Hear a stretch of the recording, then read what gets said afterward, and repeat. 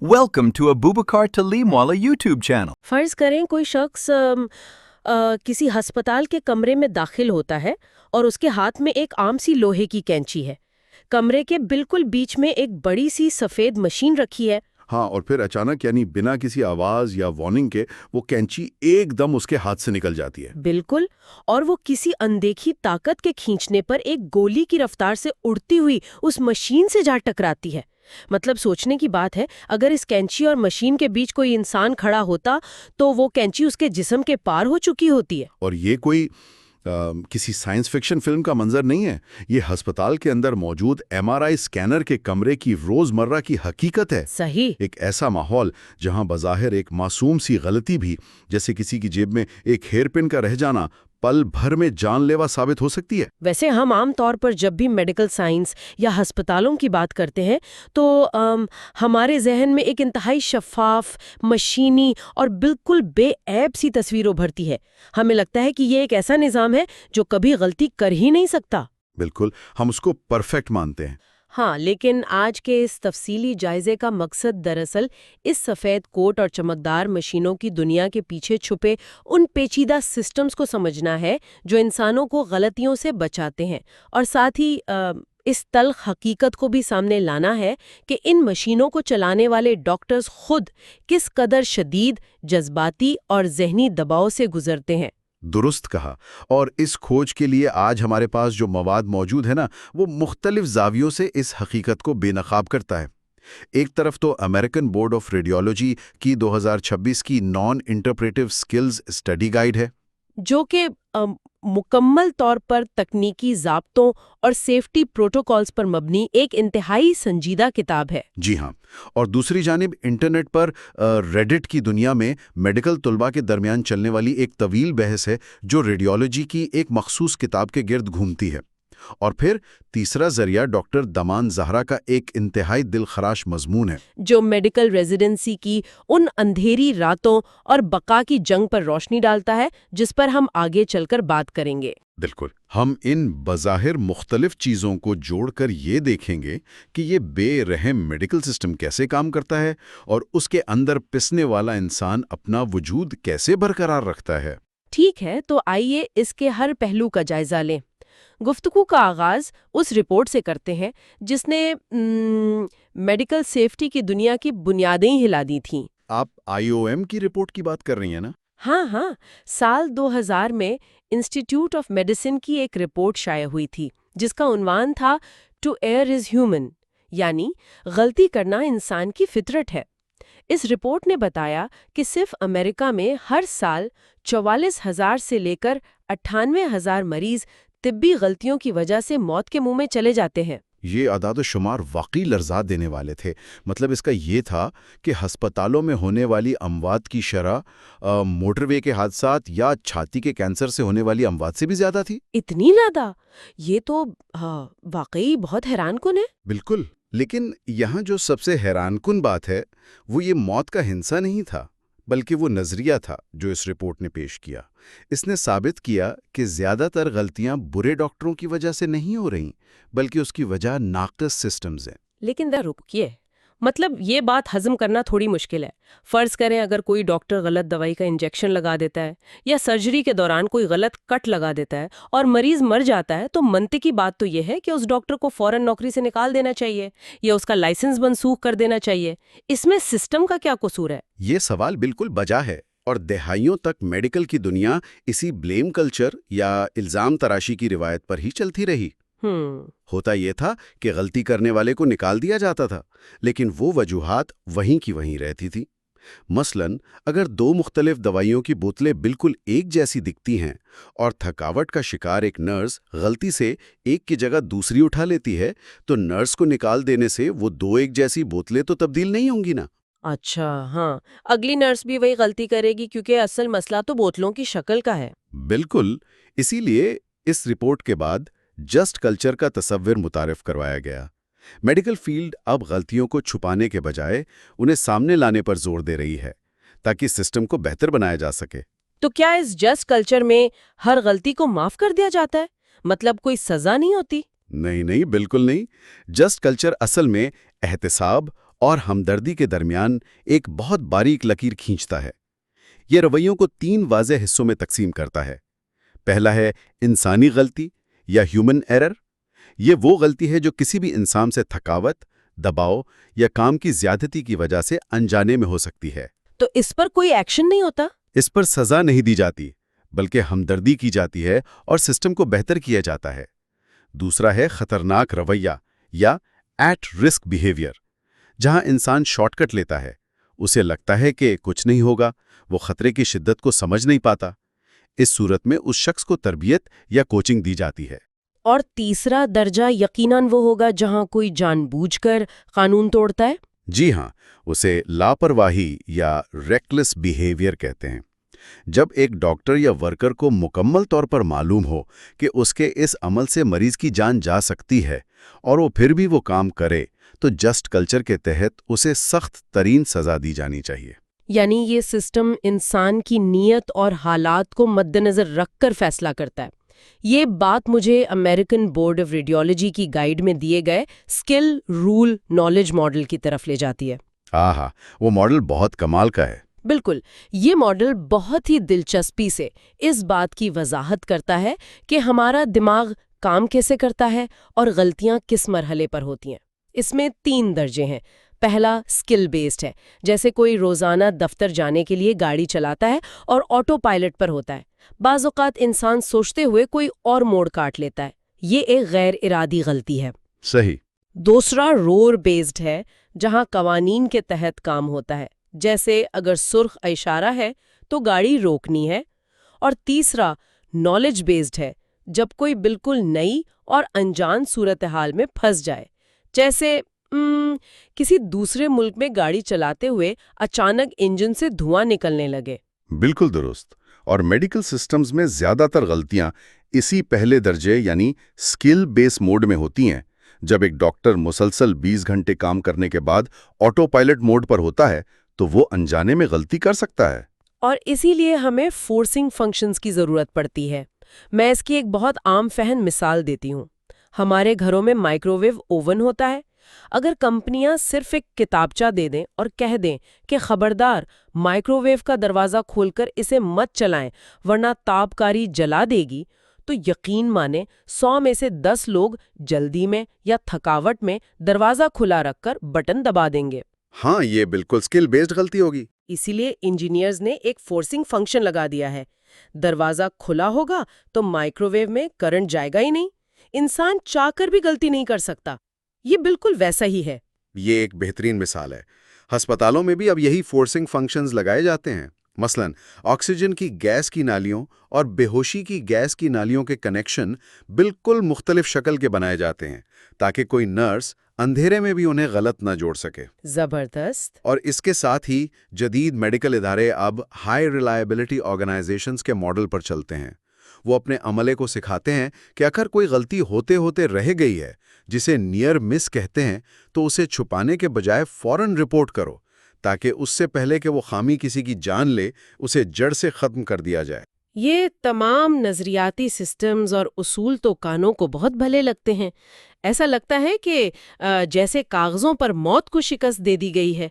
لیکن جب ہم ان تھیوری سے نکل کر ہسپتال کے سب سے خطرناک اور خوفناک کمرے میں قدم رکھتے ہیں، یعنی MRI اسکینر کے کمرے میں، تو ان سسٹمز کا اصل امتحان شروع ہوتا ہے۔ بالکل، وہاں تو غلطی کی کوئی گنجائش ہی نہیں۔ ہاں نا، تو ہم نے پروگرام کے آغاز میں جس اڑتی ہوئی کینچی کا ذکر کیا تھا، اس کی سائنس کیا ہے؟ MRI کی سائنس انتہائی دنگ کر دینے والی ہے۔ MRI مشین کے اندر جو طاقتور مغناطیس ہوتا ہے، فزکس کی زبان میں اسے B0 کہتے ہیں۔ یہاں B کا مطلب مغناطیسی میدان ہے اور 0 کا مطلب ہے کہ یہ ایک ساکت یا ہمیشہ آن رہنے والا میدان ہے۔ یعنی وہ کبھی بند نہیں ہوتا؟ جی ہاں، اور یہ مغناطیس اتنا طاقتور ہوتا ہے کہ اس کی طاقت کو ٹیسلا میں ماپا جاتا ہے۔ ہسپتالوں میں عام طور پر 1.5 یا 3 ٹیسلا کی مشینیں ہوتی ہیں۔ آپ کی حیرانی کے لیے بتاتا چلوں کہ 3 ٹیسلا کا مغناطیس ہماری زمین کے قدرتی مغناطیسی میدان سے تقریباً 60,000 گنا زیادہ طاقتور ہوتا ہے۔ 60,000 گنا! یہ تو واقعی ناقابل فہم طاقت ہے۔ لیکن میرا ایک بہت بنیادی سوال ہے، یہاں پر بات واقعی بہت دلچسپ ہو جاتی ہے. جب یہ مقناطیس اتنا ہی خطرناک ہے تو جب مریض کا سکین ختم ہو جاتا ہے تو اسے سوئچ آف کیوں نہیں کر دیا جاتا؟ رات کو ہسپتال بند کرتے وقت مقناطیس کو بند کیوں نہیں کر دیتے؟ یہیں پر اس مشین کی سب سے پیچیدہ اور حیران کن سائنس سامنے آتی ہے. اس قدر طاقتور مقناطیسی میدان پیدا کرنے کے لیے ہمیں عام تاروں کی نہیں بلکہ سپر کنڈکٹنگ کوئلز کی ضرورت ہوتی ہے. اچھا. اور سپر کنڈکٹیوٹی تبھی ممکن ہے جب تاروں میں بجلی کی رکاوٹ یعنی ریزسٹنس بالکل صفر ہو جائے. اور یہ تبھی ہوتا ہے جب ان کوئلز کو مایا ہیلیم یعنی لیکوڈ ہیلیم میں ڈبو کر انتہائی سرد کر دیا جائے. تو یہ کتنا سرد ہوتا ہے؟ ہم یہاں -269 ڈگری سیلسیس کی بات کر رہے ہیں، جو کہ کائنات کے مطلق صفر یعنی ایبسلوٹ زیرو کے قریب ترین درجہ حرارت ہے. اگر کرنٹ کو بند کیا جائے تو اسے دوبارہ چالو کرنے اور مشین کو دوبارہ اس سرد ترین حالت میں لانے کے لیے کئی دن لگیں گے اور ہزاروں ڈالرز کی ہیلیم ضائع ہوگی. اس لیے MRI کا میگنٹ کبھی بند نہیں ہوتا. یہ ہفتے کے 7 دن 24 گھنٹے جاگتا ہوا ایک ڈیو ہے. اور اسی دیو کی وجہ سے کمرے کے اندر وہ حصہ بنتا ہے جسے ہم نے گائیڈ میں پروجیکٹائل زون کے نام سے پڑھا ہے. یعنی مشین کے ارد گرد وہ مخصوص دائرہ جہاں یہ مقناطیسی کشش اتنی شدید ہو جاتی ہے کہ وہ ہر لوہے کی چیز کو میزائل کی طرح اپنی طرف کھینچ لیتی ہے. بالکل. اسی خطرے کی وجہ سے MRI سویٹ کو 4 زونز میں بانٹا گیا ہے. زون 1 سے لے کر زون 4 تک. زون 1 پبلک ایریا ہے، زون 2 میں اسکریننگ ہوتی ہے، زون 3 کنٹرول روم ہے اور زون 4 وہ اصل کمرہ ہے جہاں مشین رکھی ہوتی ہے. اور میں نے پڑھا ہے کہ ہر آلے پر 3 قسم کے لیبلز بھی لگائے جاتے ہیں. MR سیف یعنی پلاسٹک جیسی چیزیں جو بالکل محفوظ ہیں، MR کنڈیشنل جو مخصوص شرائط کے ساتھ اندر جا سکتی ہیں، اور MR انسیف جیسے لوہے کی کینچی یا بیڈ جنہیں اندر لے جانا موت کو دعوت دینا ہے.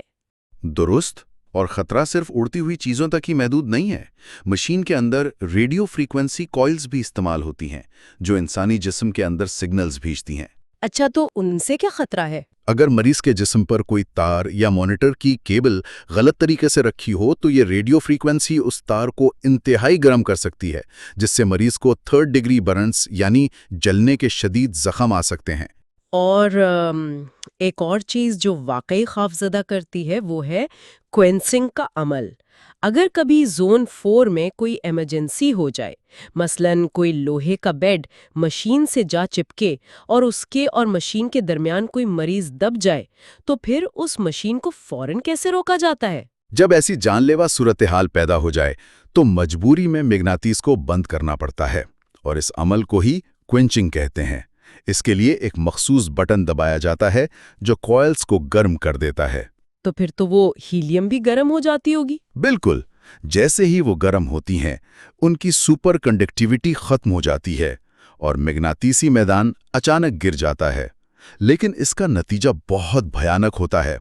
جو مایا ہیلیم -269 ڈگری پر اندر موجود ہوتی ہے وہ زبردست حرارت کی وجہ سے ایک دم ابلنے لگتی ہے اور گیس بن جاتی ہے. معلوم ہونا چاہیے کہ مایا ہیلیم کا 1 لیٹر پھیل کر 700 لیٹر سے زیادہ گیس میں تبدیل ہو جاتا ہے. او خدایا! یعنی سیکنڈز کے اندر ہزاروں لیٹر گیس کمرے میں بھر جاتی ہے؟ جی ہاں. ویسے تو اس گیس کو عمارت سے باہر نکالنے کے لیے ایک خاص پائپ لگا ہوتا ہے جسے کوئنچ پائپ کہتے ہیں. لیکن اگر بدقسمتی سے وہ پائپ بلاک ہو جائے یا پھٹ جائے تو وہ انتہائی سرد گیس زون 4 کے کمرے میں بھر جاتی ہے. چونکہ ہیلیم آکسیجن سے ہلکی ہے وہ کمرے کی آکسیجن کو باہر دھکیل دیتی ہے. اس کا نتیجہ یہ ہے کہ کمرے میں موجود لوگوں کا فوراً دم گھٹنے لگتا ہے اور وہ شدید سردی سے جم سکتے ہیں. یہ واقعی بہت خوفناک تفصیلات ہیں، لیکن یہاں آ کر میرا دماغ ایک اور سوال پر الجھ جاتا ہے. ہم نے ابھی بات کی تھی کہ ڈاکٹرز اور نرسیں غلطیاں کرتے ہیں. جب بات ایک ایسے کمرے کی ہو رہی ہے جہاں قدم قدم پر مغناطیس، ریڈیو ویوز اور ابلتی ہوئی ہیلیم گیس کی شکل میں موت کا خطرہ ہے، تو پھر اتنے پڑھے لکھے لوگ اس میں غلطیاں کیسے کر جاتے ہیں؟ وہ لوہے کا سامان لے کر زون 4 میں کیوں چلے جاتے ہیں؟ اس کا جواب انسانی ارتقاء اور نفسیات میں چھپا ہے. خطرہ اس لیے پیش آتا ہے کیونکہ یہ مغناطیسی میدان مکمل طور پر نادیدہ یعنی انویزیبل ہے. نظر نہیں آتا۔ جیسے دہکتی ہوئی آگ یا ایک دہاڑتا ہوا شیر۔ لیکن ہم ایک نادیدہ طاقتور مغناطیسی میدان سے ڈرنے کے لیے پروگرام نہیں ہوئے۔ جب خطرہ نظر نہیں آتا اور مشین خاموش کھڑی ہوتی ہے تو ایک عام ڈاکٹر کے دماغ کو لگتا ہے کہ کچھ نہیں ہوگا، بس جلدی سے یہ کینچی اندر رکھاؤں۔ صحیح۔ اسی لیے امریکن بورڈ آف ریڈیولوجی نے MRI کے عملے کو 2 درجوں میں تقسیم کیا ہے۔ لیول 1 وہ عملہ ہے جسے صرف بنیادی حفاظتی ٹریننگ دی جاتی ہے، لیکن لیول 2 عملہ وہ ہے جسے اس نادیدہ خطرے کی مکمل فزکس اور شدت کا گہرا شعور ہوتا ہے۔ یہ لوگ جانتے ہیں کہ یہ مشین کبھی نہیں سوتی ہے اور انہی کی کڑی نگرانی میں یہ پورا نظام چلتا ہے۔ یہ تمام سیفٹی پروٹوکولز، یہ 4 زونز، لیول 1 اور لیول 2 کا عملہ، یہ سب سن کر تسلی تو ہوتی ہے کہ مریض محفوظ ہے، لیکن یہ ساری سیکیورٹی، یہ تمام فورسنگ فنکشنز صرف مشینوں کے لیے بنائے گئے ہیں۔ ہم مغناطیس کو ٹھنڈا رکھنے کے لیے مایا ہیلیم استعمال کر رہے ہیں، لیکن اس سسٹم کو چلانے والے ڈاکٹرز کے دماغوں کو دباؤ کی بھٹی میں پگھلنے سے بچانے کے لیے کیا ہے؟ اور یہ نقطہ ہمیں ہمارے اگلے ذریعے یعنی ڈاکٹر دامان زہرا کے مضمون کی طرف لے جاتا ہے۔ اگر ہم اسے بڑی تصویر سے جوڑیں تو یہ وہ تصویر ہے جو بہت کم لوگ دیکھ پاتے ہیں۔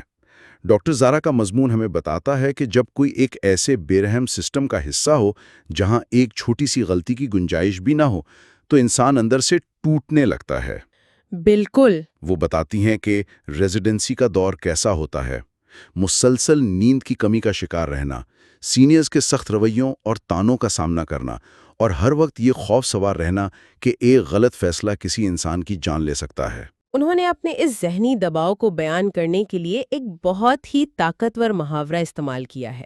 وہ کہتی ہیں کہ انہیں اپنا پورا وقت انڈوں کے چھلکوں پر چلنے یعنی واکنگ آن ایگ شیلز جیسا محسوس ہوتا تھا۔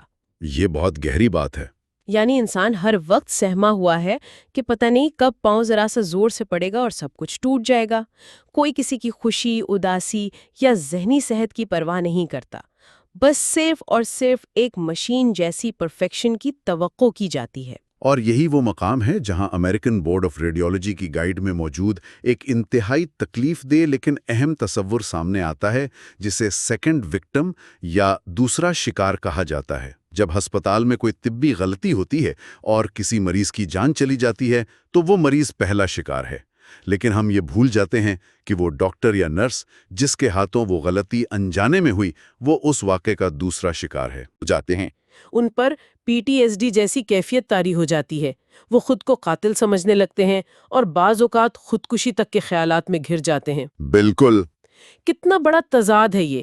ہم نے مریضوں کو مغناطیس سے بچانے کے لیے زون 1 سے لے کر زون 4 تک MRI کے کمروں کو تو مکمل طور پر محفوظ بنا دیا ہے، لیکن ہم نے ان نوجوان ڈاکٹروں کے ذہنوں کو اس مسلسل دباؤ اور احساس جرم سے بچانے کے لیے آج تک کوئی سیفٹی زون نہیں بنایا۔ اس سے ایک اہم سوال پیدا ہوتا ہے کہ جب سسٹم ذہنی تحفظ فراہم نہیں کر رہا تو یہ لوگ اس پریشر کوکر میں پاگل ہونے سے کیسے بچتے ہیں، اپنی ذہنی بقا کو کیسے یقینی بناتے ہیں؟ ہمارے ذرائع ہمیں دکھاتے ہیں کہ انسان دباؤ سے نبرد آزما ہونے کے لیے 2 بالکل متضاد راستے اختیار کرتے ہیں۔ ہاں، بقا کا پہلا اور انتہائی غیر روایتی طریقہ ہمیں ریڈٹ کی اس کمیونٹی سے ملتا ہے جہاں میڈیکل کے طلباء گفتگو کر رہے ہیں۔ وہ ڈاکٹر پرومیتھیس لائن ہارٹ کی لکھی ہوئی ریڈیولوجی کی ایک مشہور کتاب کریک دی کور پر بحث کر رہے ہیں۔ یہ کوئی عام نصابی کتاب نہیں ہے، اسٹوڈنٹس اسے مذاق میں وار مشین یا جنگی مشین کہتے ہیں۔ جی ہاں، اس کا انداز بہت مختلف ہے۔ مصنف نے جان بوجھ کر اس انتہائی خشک اور مشکل علم کو سیاہ مزاح یعنی ڈارک ہیومر اور طنز کے ذریعے طلباء کے ذہنوں میں اتارنے کی کوشش کی ہے۔ اس تھریڈ میں ایک بحث چل رہی تھی جس نے مجھے واقعی حیران کر دیا۔ وہ کڈنی والے حصے کی بات کر رہی ہیں نا اب؟ ہاں، گردے کی ایک خطرناک بیماری ہے جسے ملٹی لوکیولر سسٹک نیفروما کہتے ہیں۔ اس کتاب نے میڈیکل کی تفصیل بتانے کے بعد لکھا ہے کہ اسے یاد رکھنے کے لیے اس بیماری کا نام ذہن میں مائیکل جیکسن لیژن رکھ لیں۔ اور وجہ کیا بتائی؟ کیونکہ اعداد و شمار کے مطابق یہ بیماری زیادہ تر 4 سال کے چھوٹے لڑکوں اور 40 سال کی درمیانی عمر کی خواتین میں پائی جاتی ہے۔ اب ظاہر ہے یہ ایک انتہائی متنازع، سیاہ اور شاید کچھ لوگوں کے لیے ناگوار مذاق ہے۔ یہ واقعی نام انسان کو بہت عجیب لگ سکتا ہے، لیکن نفسیاتی طور پر دیکھیں تو یہ سیاہ مزاح دراصل ایک ڈھال ہے۔ جب کسی کو معلوم ہو کہ اسے ہزاروں بیماریوں، ٹیومرز اور اموات کی تفصیلات رٹنی ہے اور کل امتحان یا وارڈ میں راؤنڈ ہے، تو اسے ان بیماریوں سے اپنا جذباتی تعلق توڑنا پڑتا ہے۔ اچھا، یعنی خود کو بچانے کے لیے؟ بالکل، یہ مزاح اس بے حسی کو پیدا کرنے کا کام کرتا ہے تاکہ انسان جذباتیت میں ڈوبے بغیر اپنا کام کر سکے۔ اور اسی ریڈٹ تھریڈ میں ایک اور بہت دلچسپ اصطلاح زیر بحث تھی، سگما گرائنڈ سیٹ۔ انٹرنیٹ کی دنیا میں اس کا مطلب ہے کہ انسان اپنے تمام جذبات، آرام اور سماجی زندگی کو مکمل طور پر ختم کر دے اور صرف ایک روبوٹ بن کر اپنے مقصد کے پیچھے بھاگے۔ جو کہ آج کل بہت عام سوچ ہے۔ ریڈٹ پر کچھ طلبہ فخر سے اس گرائنڈ سیٹ کی حمایت کر رہے تھے۔ ان کا کہنا تھا کہ جذبات کی کوئی ضرورت نہیں، ہفتے میں 100 گھنٹے کام کریں گے، پتھر بن جائیں گے، کیونکہ اس ظالم مقابلے میں سروائیو کرنے کا یہی واحد طریقہ ہے۔ لیکن اسی تھریڈ کا دوسرا پہلو اس سوچ کے بالکل خلاف تھا۔ وہیں کچھ طلبہ کہہ رہے تھے کہ اگر ہم نے یہی سگما گرائنڈ سیٹ اپنا لیا تو ہم اندر سے مکمل طور پر کھوکھلے اور ڈپریس ہو جائیں گے۔ انہوں نے بقا کا ایک اور طریقہ بتایا کہ کام سے واپسی پر ایک گرم شاور لینا، یوکلپٹس شیمپو کی تازگی کو محسوس کرنا، رات کو اپنے خاندان کے ساتھ وقت گزارنا یا اپنے پالتو کتے کو سیر پر لے جانا، دراصل ہماری انسانیت کو زندہ رکھتا ہے۔ وہ کہتے ہیں کہ بہترین ڈاکٹر بننے کے چکر میں انسان بننا نہیں چھوڑنا چاہیے۔ اور یہی بات ڈاکٹر دامان زہرا نے بھی کی ہے۔ انہوں نے اس سگما گرائنڈ سیٹ کو مسترد کر دیا۔ اپنے مضمون میں وہ بتاتی ہیں کہ برسوں کے دباؤ اور اس گھٹا ٹوپ اندھیرے میں ڈوبنے کے بعد انہوں نے زندگی کا سب سے بہادرانہ قدم اٹھایا، اور وہ فیصلہ تھا یہ تسلیم کرنا کہ میں ٹھیک نہیں ہوں اور مجھے مدد چاہیے۔ یہ واقعی بہت ہمت کی بات ہے۔ بے شک۔ اور اس کے بعد انہوں نے اپنی بقا کا جو دوسرا طریقہ اپنایا وہ تھا شکر گزاری یا گریٹیٹیوڈ کی عادت ڈالنا۔ دباؤ میں انسان کی نظر صرف خامیوں اور تاریکی پر ہوتی ہے۔ انہوں نے ان چھوٹی چھوٹی چیزوں کی ایک طویل فہرست بنانا شروع کی جو ہمیشہ ان کے آس پاس تھیں مگر وہ انہیں دیکھ نہیں پا رہی تھی۔ جی ہاں، ان کی وہ شکر گزاری کی فہرست بڑی کمال کی ہے۔ اس میں کوئی بڑی کامیابیاں نہیں تھیں۔ انہوں نے لکھا کہ وہ شکر گزار ہیں اپنی ہتھیلیوں پر گرنے والے بارش کے قطروں کے لیے، بارش کے بعد مٹی سے اٹھنے والی اس مخصوص خوشبو کے لیے، صبح کے وقت ملنے والے گرم چائے کے ایک کپ کے لیے، روزانہ استری کیے ہوئے صاف کپڑے پہننے کی سہولت کے لیے، اور جانوروں کے لیے اپنے دل میں محسوس ہونے والے پیار کے لیے۔ بظاہر یہ شاعرانہ باتیں لگتی ہیں، لیکن دراصل یہ وہ نفسیاتی لنگر ہیں جو انسان کے اڑتے ہوئے گھبرائے ہوئے دماغ کو واپس زمین پر حقیقت سے جوڑ دیتے ہیں۔ بالکل ایسا ہی ہے۔ یہ چھوٹی خوشیاں ہی ہمیں انسان بنائے رکھتی ہیں۔ اگر کوئی خود کو جذبات سے آری ایک مشین بنا لے تو وہ ایک اچھا ٹیکنیشین تو بن سکتا ہے، لیکن ایک مسیحا کبھی نہیں بن سکتا۔ یہ بحث ہمیں ایک بہت اہم موڑ پر لاتی ہے کہ کیا ہم نے سسٹمز کو پرفیکٹ بنانے کی دھن میں انسان کی فطرت کو فراموش تو نہیں کر دیا؟ کمروں یا ہسپتال کے وارڈز تک محدود نہیں ہے۔ آج کے اس تیز ترین اور ظالم دور میں ہر شخص کسی نہ کسی دباؤ والے نظام کا حصہ ہے۔ صحیح۔ چاہے وہ multi national corporate sector who, I T کی دنیا ہو، یا یونیورسٹی میں نمبروں کی دوڑ کا حصہ بننے والا طالب علم، ہر جگہ 100% کارکردگی کی امید کی جاتی ہے۔ جی ہاں، اور جب کوئی انسان اپنی انسانیت یا تھکاوٹ کی وجہ سے اس پرفیکشن کے معیار پر پورا نہیں اتر پاتا تو ہمارا معاشرہ بھی اسی بلیم کلچر کا سہارا لیتا ہے جس کا ہم نے شروع میں ذکر کیا تھا۔ ہم انسان پر الزام دھر دیتے ہیں یہ سوچے بغیر کہ یہ پورا نظام ہی انسان کی برداشت کے خلاف ڈیزائن کیا گیا ہے۔ ہم ہر جگہ سیکنڈ وکٹمز پیدا کر رہے ہیں۔ تو اس سب کا مطلب کیا ہے؟ ہم نے اس سارے جائزے سے کیا سیکھا؟ ہم نے سیکھا کہ غلطیاں کرنا انسانی ڈی این اے کا حصہ ہے، اور سسٹمز کو انسان پر الزام تراشنے کے بجائے ان غلطیوں کو روکنے کے لیے فورسنگ فنکشنز کے ساتھ ڈیزائن ہونا چاہیے۔ بالکل۔ ہم نے جانا کہ خطرہ جب ایم آر آئی کے میگنیٹس کی طرح نادیدہ ہو تو وہ کس قدر خوفناک ہو جاتا ہے، اور ہم نے دیکھا کہ انسان جب مسلسل دباؤ میں ہوتا ہے تو وہ اپنی بقا کے لیے یا تو سیاہ مزاح اور بے حسی کی چادر اوڑھ لیتا ہے، یا پھر شکر گزاری اور زندگی کی بظاہر معمولی خوشیوں میں اپنا وجود تلاش کرتا ہے۔ ایک بہترین خلاصہ ہے۔ آج کی اس گفتگو کو میں وہیں واپس لے جانا چاہوں گی جہاں سے ہم نے آغاز کیا تھا۔ طبی سائنس نے بے شمار زندگیاں بچانے اور مریضوں کو ہلاکت خیز مشینوں سے محفوظ رکھنے کے لیے لاجواب تکنیکی سسٹمز ایجاد کر لیے ہیں۔ انہوں نے ایم آر آئی کے گرد 4 محفوظ زونز بنا لیے ہیں تاکہ کوئی نادانستہ طور پر موت کے منہ میں نہ چلا جائے۔ لیکن ذرا رک کر سوچیں، وہ وقت کب آئے گا جب ہم اپنی کام کی جگہوں، اپنے اداروں اور اس معاشرے کے اندر ایسے سیفٹی زونز انجینئر کریں گے جو انسانوں کو خود ان بے رحم اور پرفیکشن کے بھوکے سسٹم سے بچا سکیں؟ کب انسان کے ذہن، اس کے جذبات اور اس کی روح کو ٹوٹنے سے بچانے کے لیے کوئی فورسنگ فنکشن بنے گا؟ یہ ایک ایسا سوال ہے جس پر ہم سب کو شدت سے غور کرنے کی ضرورت ہے۔ Thank you for watching Abubakar Talimwala's videos. Please subscribe and share with your friends and family.